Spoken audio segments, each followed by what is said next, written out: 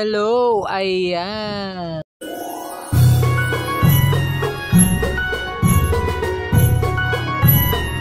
So matid nga kami rito sa pinagmagatang investment talk series na pinangungunahan ng mga magagaling na investment managers ni ProLife UK. Dito nga pinapaliwanag ng mga investment managers yung status ng kanilang business and also kung saan ina-allocate yung mga investment ng mga investors and also yung kanilang mga credibility.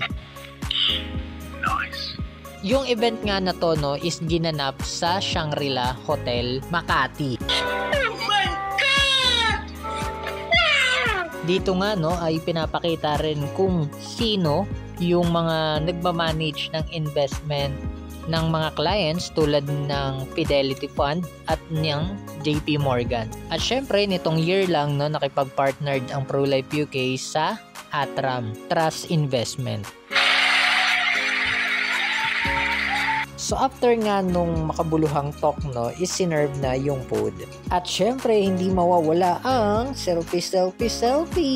And syempre nakipagkwentuhan kami sa mga executives and syempre yung mga presidents ng bawat company. And na-meet namin yung mga kilalang financial advisors dito sa industry. At syempre pagkatapos ng event is sinulit namin yung ganda ng lugar. So another selfie. No! God, please, no! No! No! No!